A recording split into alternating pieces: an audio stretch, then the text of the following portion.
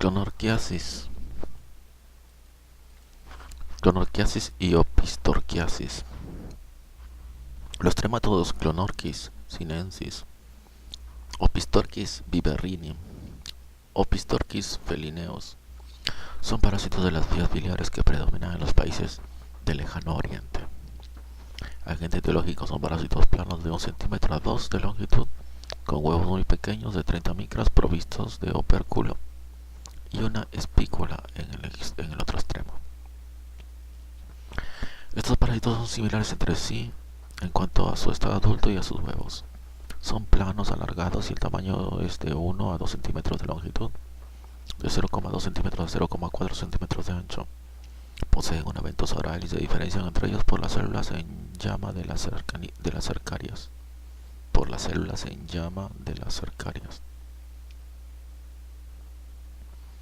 Los huevos son pequeños, aproximadamente de 30 metros de longitud.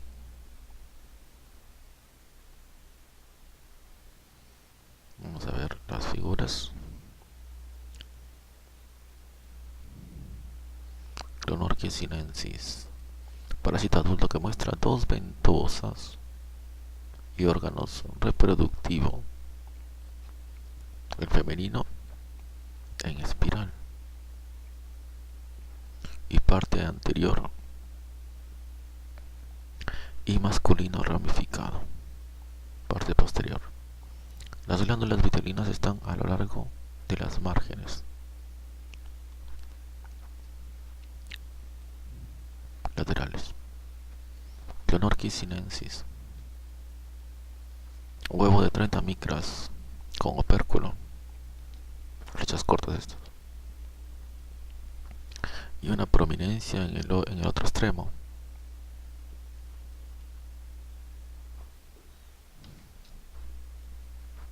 Opistorchis, huevo del parásito de materias fecales humanas.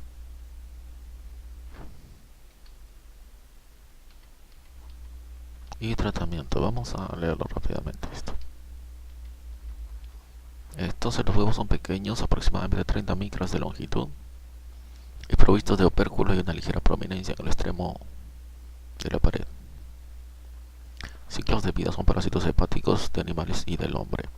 Los huevos salen por la bilis al intestino, deben caer al agua dulce, donde son ingeridos por un caracol, donde se reproducen para dar origen a nuevas larvas que salen y penetran en peces donde se enquistan y darán origen a larvas infectantes que son ingeridas cuando el pescado se consume crudo. Los parásitos adultos se localizan en las vías biliares del hombre y los animales. Los huevos salen con la bilis al intestino y son eliminados al exterior con las materias fecales. Estos son ingeridos por un caracol de agua dulce que actúa como primer huésped intermediario en el cual hay reproduccción asexual. En su interior se desarrollan las etapas de miracidios, esporoquistes, redias y cercarias. Estas últimas presentan cola larga, no bifurcada. Abandonan el caracol y nadan en el agua hasta encontrar un pez apropiado, que es el segundo huésped intermediario. Penetran a él y se enquistan para formar las metacercarias, que son infectantes para el huésped definitivo cuando ingiere ese pescado crudo. Las metacercarias se liberan, migran hacia el duodeno, pasan la ampolla de váter y los canales biliares para llegar a los conductos intrahepáticos, en donde maduran. El periodo prepatente es aproximadamente un mes y los parásitos adultos pueden vivir muchos años. Patología y patogenia: en los canales biliares hay inflamación y fibrosis. Puede llegar a ser causa de cirrosis hepática y predisponer a carcinoma hepático. La patología principal reside en los canales biliares, en los cuales hay irritación y engrosamiento de la mucosa, lo que lleva a fibrosis y colangitis. En casos avanzados se puede presentar cirrosis. La enfermedad es crónica y en casos graves produce caquexia, edema y ascitis. En casos severos hay hiperplasia adenomatosa alrededor de los conductos biliares, necrosis y atrofia de las células hepáticas. Puede afectar la vesícula biliar con hiperplasia y fibrosis.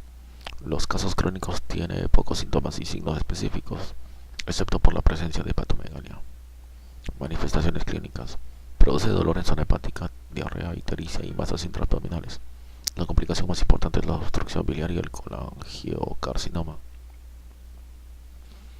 Los casos sintomáticos presentan dolor en zona hepática, diarrea y pérdida del apetito. La sintomatología descrita fue encontrada en un estudio de 921 pacientes de Tailandia comparados con 191 personas no parasitadas que no los presentaban. En el mismo país, otra investigación determinó la intensidad de la infección por O. viverrini. Mediante el recuento de huevos de Stoley encontró que la morbilidad estaba relacionada con la intensidad de la parasitosis. Las complicaciones incluyen colangitis, ictericia obstructiva, masas intraabdominales, colecistitis y cálculos intrahepáticos o de la vesícula. La patología más grave es la predisposición que originan estos parásitos hepáticos para colangiocarcinoma. Una característica especial de O. felineus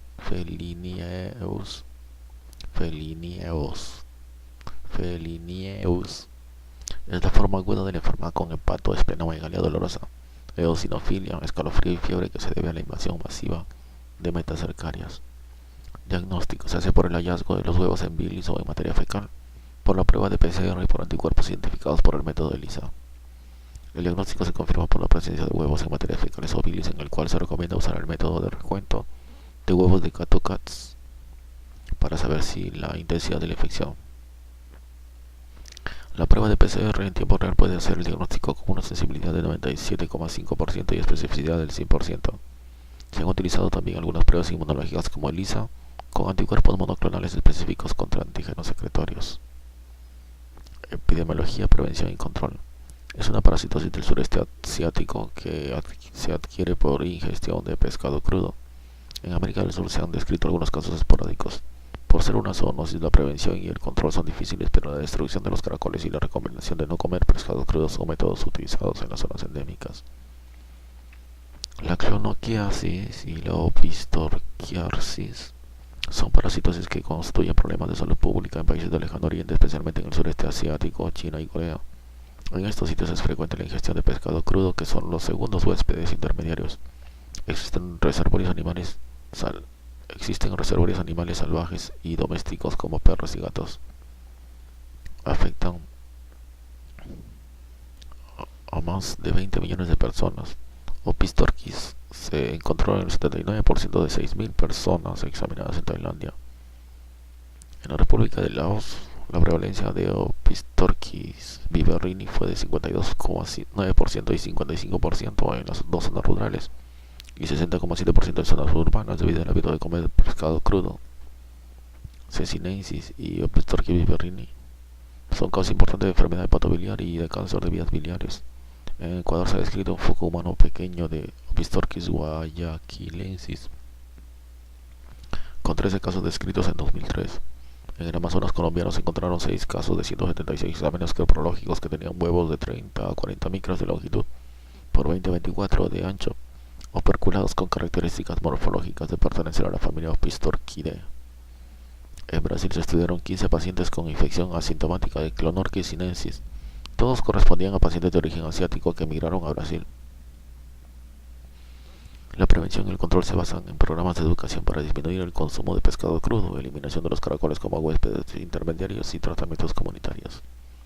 Tratamiento: se utiliza praziquantel tanto en pacientes individuales como en programas de control. El tratamiento se hace con praziquantel a la dosis de 60 a 75 mg por kilogramo al día por 1 a 2 días. En China se ha utilizado 120 mg por kilogramo subdividido en 2 días para las formas severas de Clonorchis. Para tratamientos en gran escala se ha utilizado dosis únicas de 40 mg por kilogramo. La OMS recomendó una dosis para campañas de control entre 40 y 50 mg por kilogramo de acuerdo a la altura de los pacientes. Este método resultó útil en niños, pero para adultos es preferible basarse en el peso. Uno de los efectos secundarios poco frecuentes es la reacción anafiláctica.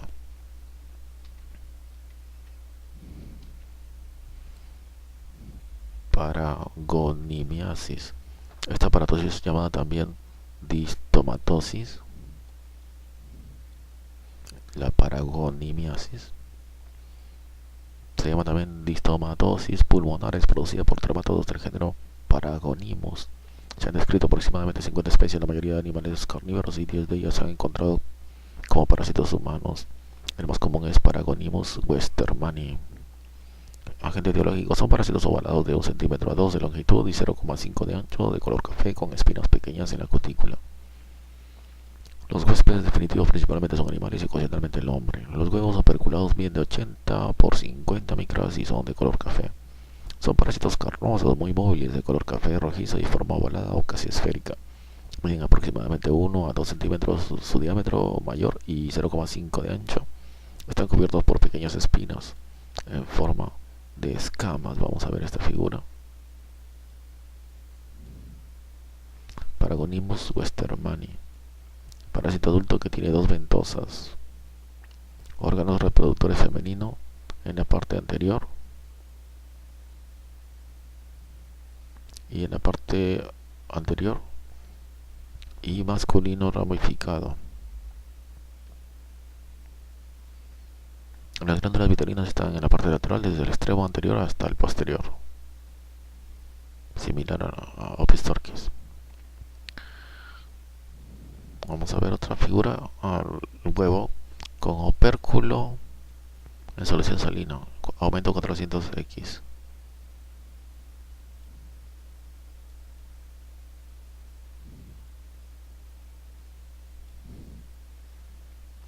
Paragonimus mexicanus, primer huésped intermediario, molusco Aroapirgus sp. en Antioquia, Colombia, que mide alrededor de 2 a 3 milímetros. Hipolibocera emberatum, cangrejo de agua dulce, segundo huésped intermediario de Paragonimus. Paragonimus sp.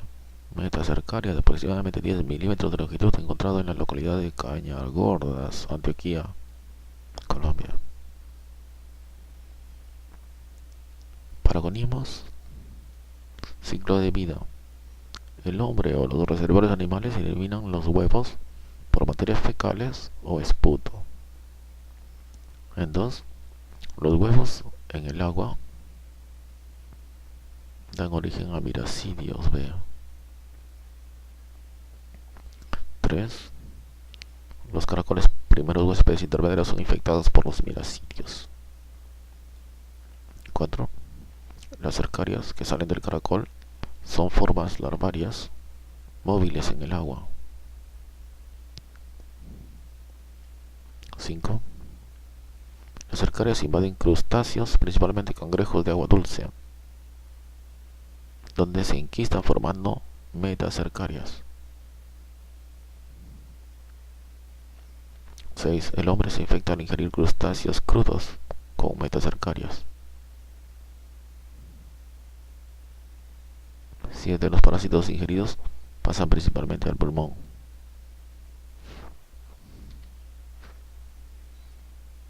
Paragonimiasis, corte histológico de pulmón con huevos en el parénquima pulmonar. En uno de ellos se observa el opérculo.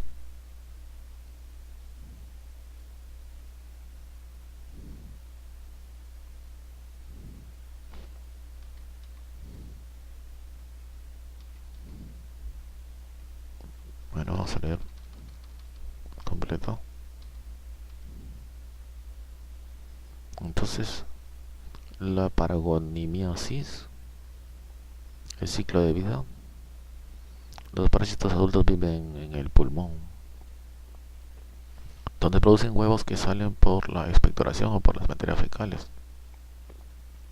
Cuando son deglutidos, al caer al agua liberan larvas miracidios, que invaden caracoles apropiados, donde se reproducen y dan origen a abundantes larvas móviles cercarias, que invaden cangrejos y otros crustáceos que son los segundos huéspedes intermediarios. En ellas se enquistan y forman metacercarias que son infectantes cuando se ingieren los cangrejos crudos. Las larvas liberadas en el intestino lo atraviesan, pasan al diafragma y entran al pulmón, en donde se convierten en parásitos adultos. La localización de los parásitos adultos es principalmente el pulmón, donde viven por parejas formando quistes. Allí producen los huevos que caen a los bronquiolos y llegan a la laringe. Pueden ser eliminados por la expectoración o deglutidos y salir por las materias fecales.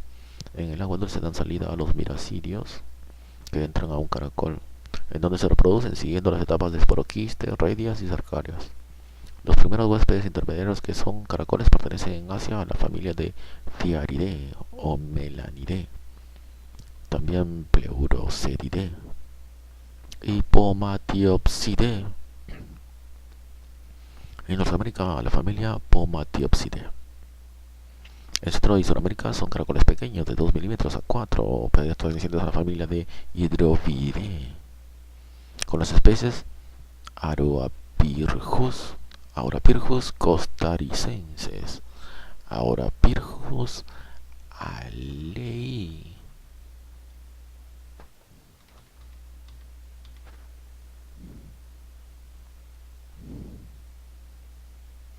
Este es el primer huésped intermediario molusco Aurapyrgus y la especie.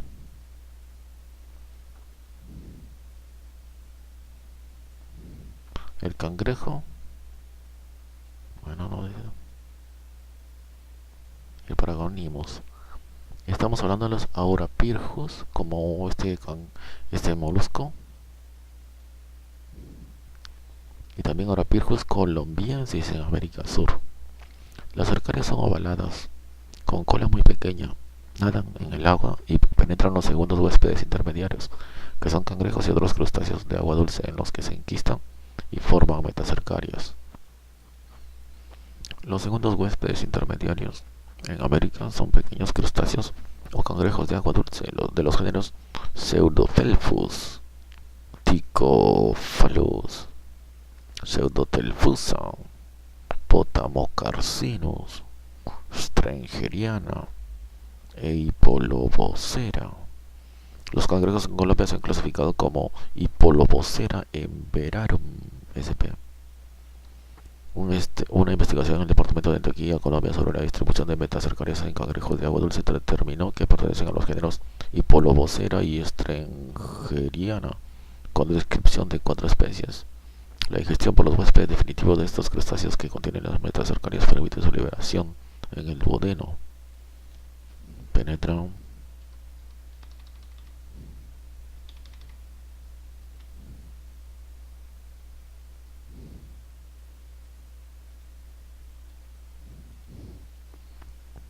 la pared intestinal y entran a la cavidad peritoneal, en donde se convierten en parásitos inmaduros, los que migran a través del diafragma a la cavidad pleural y luego al pulmón, en donde maduran a parásitos adultos entre 5 a 6 semanas.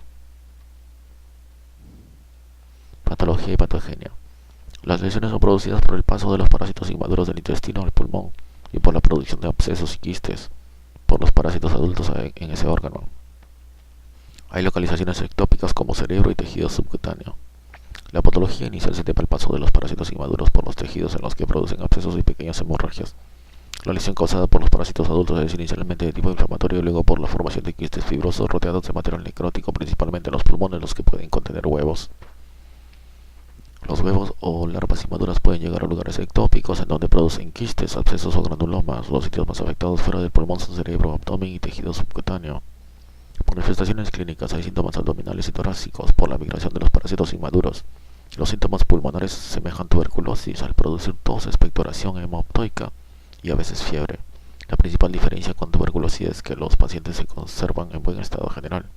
Las localizaciones extrapulmonares producen sintomatología neurológica grave en casos de invasión cerebral y nódulos indoloros en la piel cuando tienen localización subcutánea.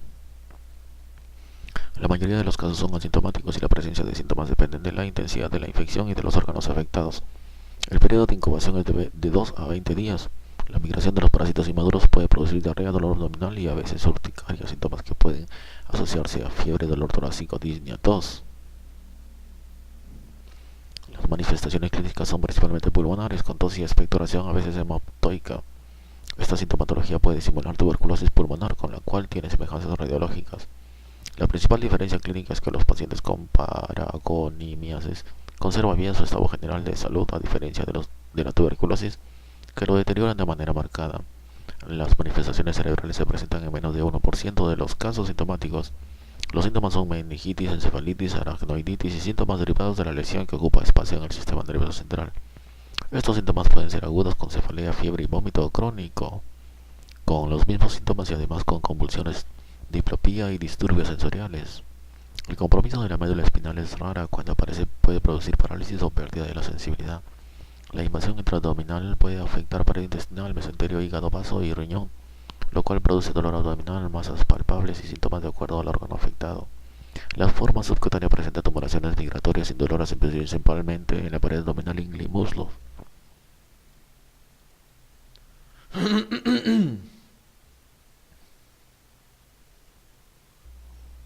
En raras ocasiones se pueden presentar síntomas derivados de la invasión a escroto, músculo, pericardio, corazón, ojos, etc. Diagnóstico se hace por observación de los huevos en material expectorado o en materia fecal. Se puede utilizar la prueba de la PCR y reacciones serológicas, así como detección de antígeno. Los procedimientos imagenológicos contribuyen al diagnóstico. El diagnóstico se confirma con el hallazgo de los huevos en el material expectorado o en materias fecales. Estos huevos aparecen de 8 a 10 semanas después de la infección. Cuando existe compromiso cerebral, el líquido cefalorraquídeo es sanguinolento y contiene muchos eosinófilos, pero raramente huevos. La biopsia cerebral confirma el diagnóstico. Existe una prueba cutánea llamada paragonimina, realizada con extracto de parásitos adultos que presentan 80 a 90% de sensibilidad, la cual en un estudio de 63 casos en una zona endémica de Colombia fue positiva en el 57%. La prueba de PCR está en desarrollo y es útil para la diferenciación de las especies. Las pruebas serológicas utilizadas son fijación del complemento que presentan reacciones cruzadas con otros tremátodos. La prueba de ELISA, que presenta sensibilidad del 92% y especificidad del 90%, es la más usada y puede hacerse en cero en líquido cefalorraquídeo. La detección de antígenos se hace por pruebas de inmunoblot con sensibilidad de 96 y especificidad de 99 a 100%. Como medios complementarios se utilizan los procedimientos radiológicos. Puede ser la radiografía simple, que puede presentar 4 patrones pulmonares: sombras poco definidas, sombras homogéneas bien definidas, áreas quísticas de 4 a 20 milímetros o combinaciones de las anteriores. Además se usa TAC y resonancia magnética, que demuestran lesiones quísticas en anillo conglomeradas de 1 a 3 centímetros rodeadas de edema y en ocasiones calcificaciones. La eosinofilia está aumentada en la sangre circulante. Epidemiología, control y prevención. La costumbre de comer cangrejos crudos y otros crustáceos de agua dulce favorece la infección. Existe en todo el mundo, pero predomina en el lejano oriente. En varios países de América del Sur, incluyendo Colombia, se conocen focos endémicos. En esta zona se han identificado las especies de caracoles y crustáceos que son los huéspedes intermediarios. Para que el hombre se infecte se requiere la ingestión de cangrejos u otros crustáceos de agua dulce, como algunas variedades de langosta y camarones que se consumen crudos. Esta costumbre existe en países asiáticos y en ciertos grupos de Sudamérica, como sucede en Ecuador y Perú, donde se comen con limón en forma de ceviche. La prevalencia aumenta en áreas en donde existen reservorios, bien sean animales o humanos, y donde están presentes los huéspedes intermediarios apropiados, caracoles y crustáceos. Se considera que solo en China existen 10 millones de casos. P. westermani predomina en Asia, mientras que P. quelicoti y P. mexicano existen en América. Este último es responsable de la mayoría de las infecciones humanas en América del Sur, principalmente en Ecuador, en donde se conocen focos endémicos. En Perú se ha descrito P. peruvianus, aunque hay controversia sobre la validez de esta especie, pues algunos investigadores sostienen que es el mismo P. mexicanus. Colombia fue descrito P. caliensis en animales y P. mexicanus en los casos humanos descritos en indios en Verá, de los departamentos de Antioquia y Chocó. P. quelicoti predomina en animales y solo existe unos pocos casos humanos. Para todas las especies hay abundantes reservorios silvestres. En Colombia se conocían 3 casos aislados en niños anteriores a 1994. El primer foco de paragonimiasis humana en este país se detectó en una comunidad indígena, indios catíos, en Verá, del municipio de Urrao, departamento de Antioquia. Este foco se descubrió por el caso índice de una indígena que consultó a un hospital de Medellín con el diagnóstico de tuberculosis pulmonar, en la cual se comprobó la presencia de la parasitosis. En esta zona fue posible identificar los cangrejos y los caracoles infectados y reproducir el ciclo con gatos como huéspedes definitivos. Es costumbre de los indígenas defecar en el agua y comer los cangrejos crudos por la creencia de que mejoran su capacidad para la cacería.